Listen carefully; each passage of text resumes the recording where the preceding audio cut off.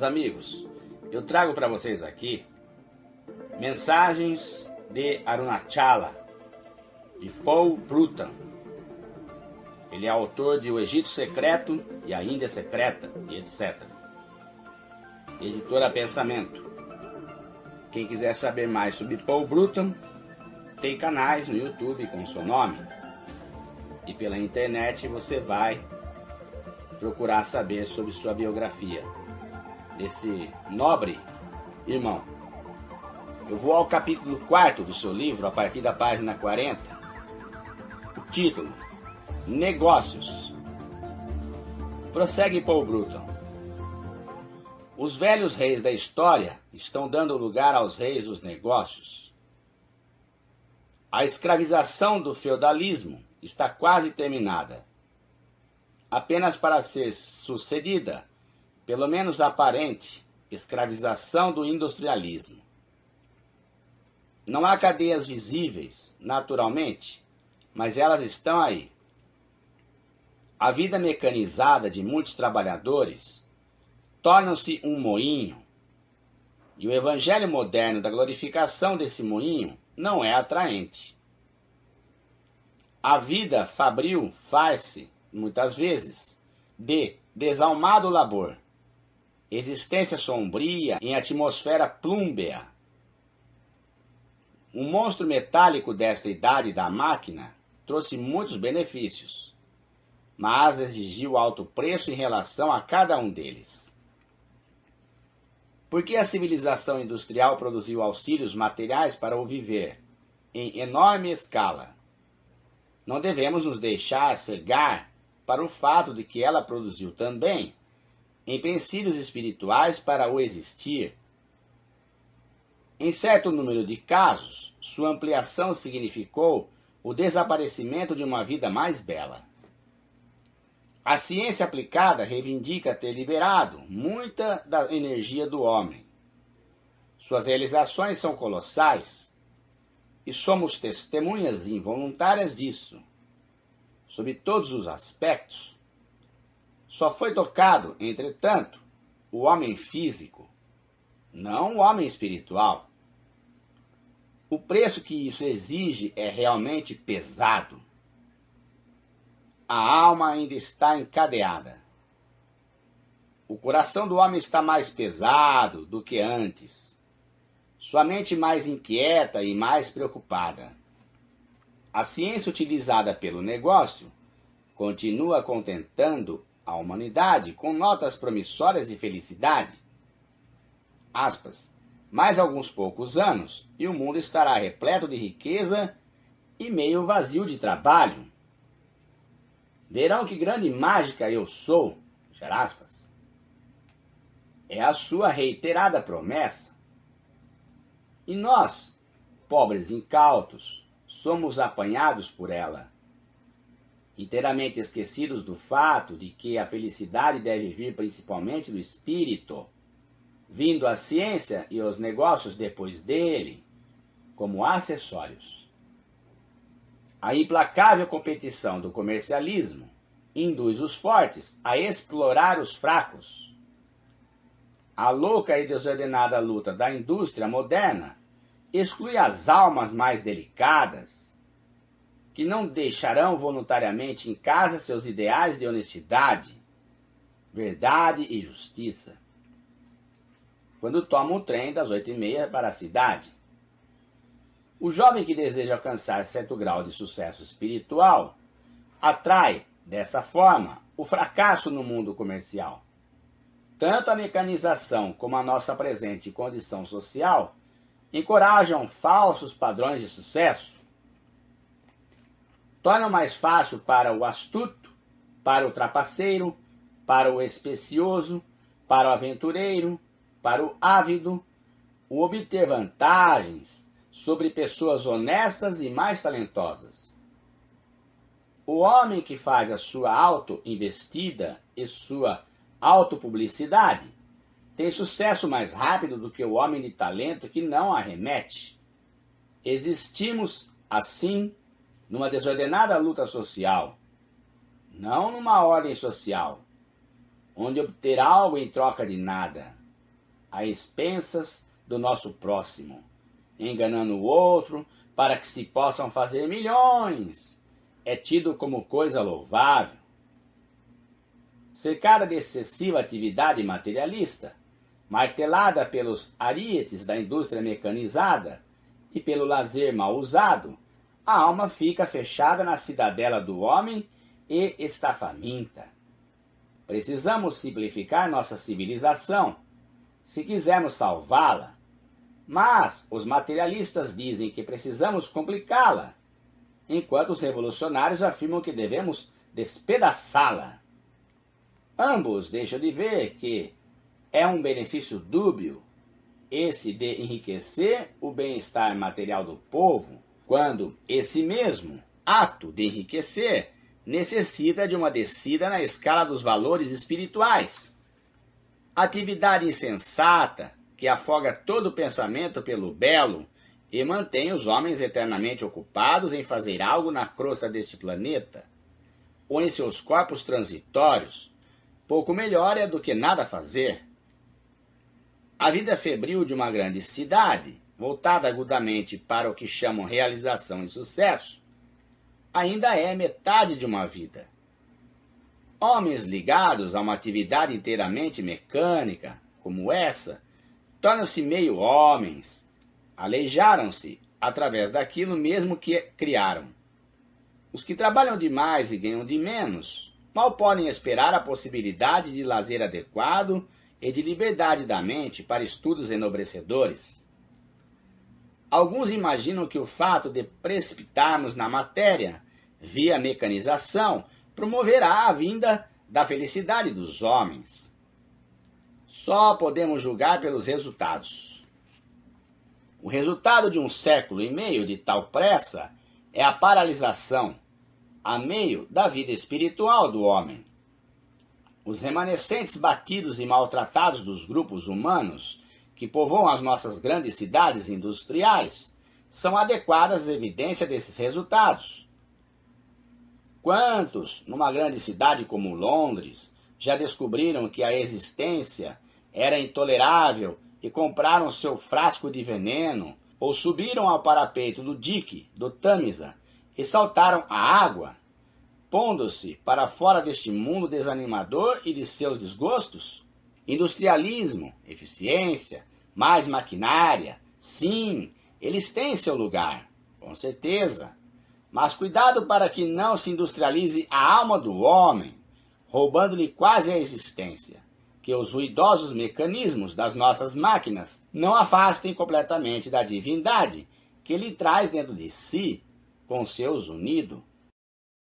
O espetáculo da realização industrial não é para ser visto apenas através de suas presentes proporções, mas também pelos seus resultados espirituais. Não o vemos apenas do ponto de vista do tamanho, mas também do ponto de vista da alma do homem. Homens que se transformaram em dentes da engrenagem de sua máquina gigante podem não compreender o mal que ela lhes faz, a não ser que sejam dentes da engrenagem profundamente cogitadores. Podem não compreender que tudo que é sereno e bom, belo e criativo dentro deles próprios, vai sendo lentamente esmagado pelo mecanismo impiedoso. O homem que passa sua vida junto de um torno automático e não faz outro trabalho, já não é um homem integral, é parte de um torno. A chamada divisão do trabalho, frase quase bíblica para os economistas, deveria ser chamada, realmente, aspas, divisão do homem, fechar aspas, porque consiste em reduzir o homem à quarta parte do que ele de fato é. O declínio e desaparecimento do artesanato é um caso a observar. Uma fábrica moderna de sapatos tem um homem fabricando ilhós para os cordões e nada mais. Esse é o seu trabalho durante todos os dias de sua vida.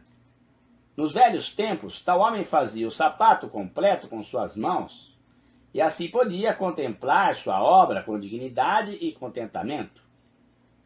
Agora, perdeu a possibilidade de dar escoamento à sua criatividade humana.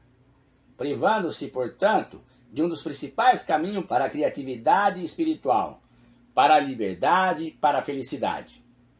Sua ansiedade para ganhar a substância cegou-o para o resultado espiritual.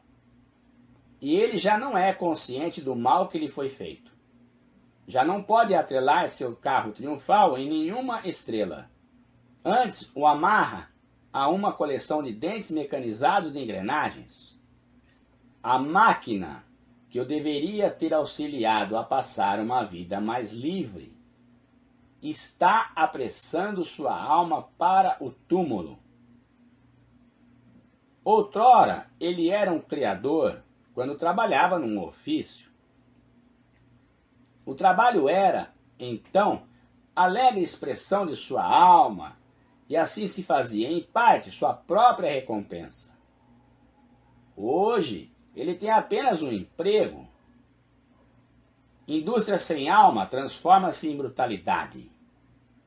Milhões de pessoas oferecem hoje no Ocidente o triste espetáculo de almas assassinadas pelo industrialismo excessivo, porque não puderam conceber nada mais real, mais importante do que o seu descolorido e mecânico labor diário. Contudo, o progresso mecânico e a engenhosidade científica podem tornar-se servos da alma do homem, não seus assassinos.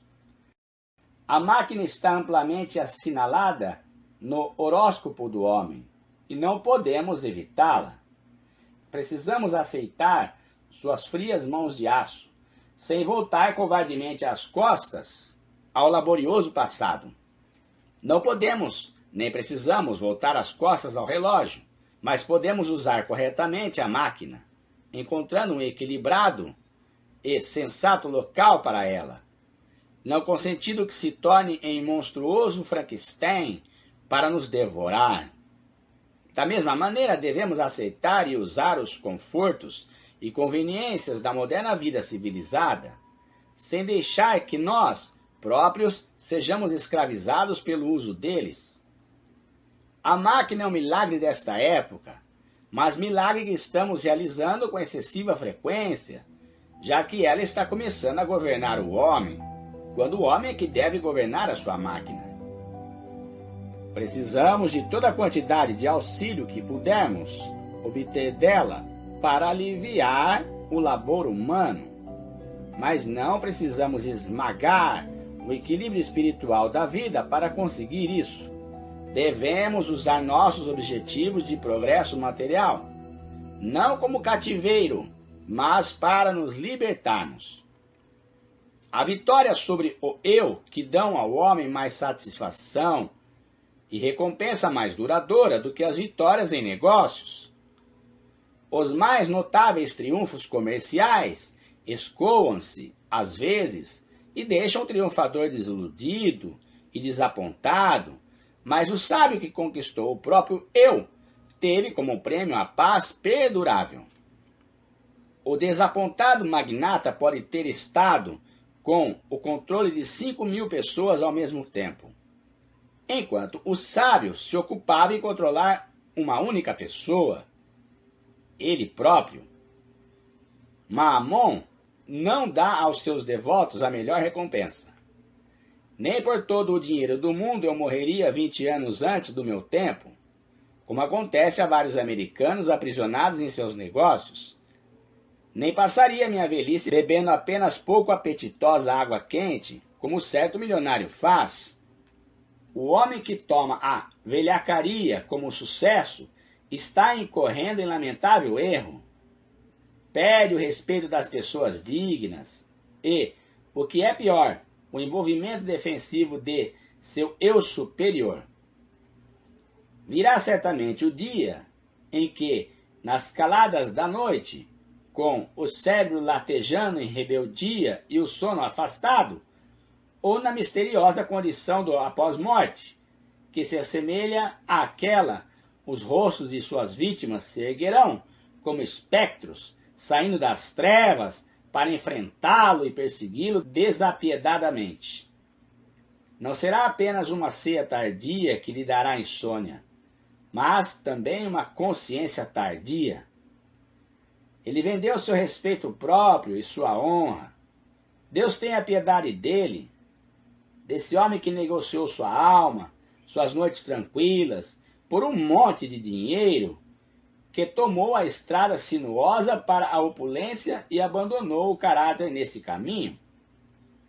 Suas belas roupas e refulgentes brilhantes não o arrastarão de volta à proteção que perdeu. Tal homem aceitou a adoração de vultosa conta bancária, coisa que o mundo tanto preza, porque, na verdade, o dinheiro é o segundo grande poder sobre a terra. Mas, do outro lado do livro de suas contas, está feito um lançamento invisível, que representa o que ele teve de dar em troca daquele tesouro mundano. Deu a sua alma, seu divino protetor abandonou. Há processos espirituais que operam para além da nossa compreensão, e aquele homem exemplifica o paradoxo da fortuna mal adquirida, o sucesso do mundo que significa fracasso na vida. Mais de um behemoth dos negócios modernos, tornou-se criança indefesa quando nasceu para o mundo dos mortos, entre aspas, ponto. Porque o homem é imortal e a fagulha do seu ser é inextinguível. Nos velhos tempos, o homem que conspirasse contra a vida de um rei era enforcado, arrastado e esquartejado. Nos nossos dias, o homem que conspira contra a vida do povo, arrebanhando tudo que existe de certa utilidade, vendendo-a a preço exagerado, torna-se, no devido tempo, um grão-senhor e recebe as honras consequentes nos ciclos sociais. Sua atividade antissocial pode lhe ter valido imensas somas, sem que houvesse qualquer retribuição correspondente de serviços à comunidade. Nesses todos os criminosos são apanhados e confinados em Dartmoor. Alguns fogem para Park Lane e tornam-se hóspedes festejados da sociedade. O manufatureiro que adquire fortuna e obtém um pariato, fornecendo mercadorias de primeira necessidade, pode dizer que ganhou tais coisas, mas o homem que manipula rudemente os preços para servir por completo seus próprios fins, nada mais é do que um pirata. Se os negócios fossem feitos à luz da alma, esses especuladores parasitas deixariam de encontrar apoio para os seus pés. É o homem de negócios que existe para benefício da sociedade. Não é a sociedade que existe para benefício do homem de negócios. A regra de ouro está sendo coberta de pó. A regra do ouro é que domina. Se julgarmos pelas aparências, irá aparecer-nos que o reino de Deus foi suplantado pelo reino dos dólares e dimes. Em épocas melhores, os negócios nada mais serão do que a arte a serviço humano. Sucesso será a recompensa inevitável para o melhor serviço. A presente ideia é, aspas, que lhe posso vender? Fechar aspas. Esta frase tem dado a volta ao mundo. A nova ideia será, aspas, como posso servi-lo? Fechar aspas. A prosperidade de um homem ou de uma firma crescerá conforme a crença da sua reputação em termos de serviço. A fama virá do reconhecimento desse serviço e não da publicidade paga. A propaganda e a arte de vender têm seu direito a um lugar na vida, mas reconhecerão suas responsabilidades em tempos melhores. A arte da publicidade não degenerará, então, em inconsciente louva-minha. Anúncios escritos em gritantes superlativos é melhor que não sejam de todo escritos. Todas as artimanhas da nossa nova Chelsea, de após-guerra transplantadas para Fleet Street, são, sem dúvida alguma, armas necessárias no arsenal do anunciante, mas ele não precisa tornar-se amok ao dispará-las. De cada vez que abrimos nossos jornais e revistas, as colunas de anúncios atiram-nos granadas de mão aos olhos, sob a forma de tipos espalhafatosos que nos exortam, em tom declamatório, a comprar isto e a usar aquilo. Alguns derramam-se quanto pílulas de alguém, outros, lamentavelmente, clamorosos e desmiolados, dizem-nos que o segredo da felicidade está no uso do sal de um indivíduo qualquer. Os publicitários agiriam melhor fazendo circular suas bonitas, mais relevantes imagens de jovens sedutoras, do que fazendo declarações que não são verdadeiras nem representam crédito para a sua inteligência. Assim, poderiam atrair o dinheiro duramente ganho do proletariado, ou forçar as classes douradas a largarem suas notas de 5 libras. A moderna superarte de vender é um vício, quando se torna nada mais do que a tentativa para vender algo de que ele não precisa, através do exercício sobre o comprador de uma pressão hipnótica. O homem que entra no escritório e tenta agredir mentalmente seu ocupante antes de por desejar enriquecer seu bolso do que para prestar-lhe um serviço, não é um vendedor, é um rufião. O dinheiro é ingrediente vital na vida moderna, mas a adoração excessiva desse ingrediente, em detrimento de todos os ideais verdadeiros, produziu uma era gananciosa. Maamon permanece invicto em nosso mundo, levantando suas mãos rudes para criar miragens diante da mente dos homens. É adorado tanto pelos abastados como pelos indigentes. O mundo oferece complacentes congratulações a cada um dos devotos que conseguem evocar a resposta liberal daquela deidade. Ignora o fato de que, quando excesso de propriedade se acumula na mão de um só homem, isso se acompanha de perigo para a sua alma. Cada moeda se torna um laço que o prende à vida deste mundo. Ele terá de caminhar pelo caminho estreito com o fio de uma navalha da renúncia íntima, se quiser escapar com segurança. Precisará considerar-se uma espécie de curador, e curador que terá de prestar contas aos deuses do destino pelo uso correto, sensato e considerado de sua fortuna. Mesmo o mais rico proprietário de terras do país terá apenas 7 palmos delas quando morrer. A munificente mesa da natureza está carregada de coisas boas, com abundância, e ainda assim poucas mãos conseguem agarrá-las. Os demais existem no mundo com as mãos vazias, talvez meio esfaimados, certamente mal equipados, com as utilidades exigidas para uma existência decente. Milhões de tais seres, homens, mulheres e crianças, dotados de sangue quente e de nervos sensíveis, que sentem dor, vivem existência sombria, que só pode ser chamada, aspas, engaiolada, enfurnada e confinada, fechar aspas, ponto. Na descomedida luta geral, muitos naufragam sem que ninguém perceba, e outros sucumbem em consequência da áspera operação de um sistema impiedoso. Aspas, sou o guardião de meu irmão? Fechar aspas. É uma queixa antiga, e a ela todos os homens iluminados por Deus têm respondido pela afirmativa. Porque cada homem iluminado por Deus sabe que a raça humana deve, eventualmente, tornar-se uma gigantesca família, uma fraternidade universal.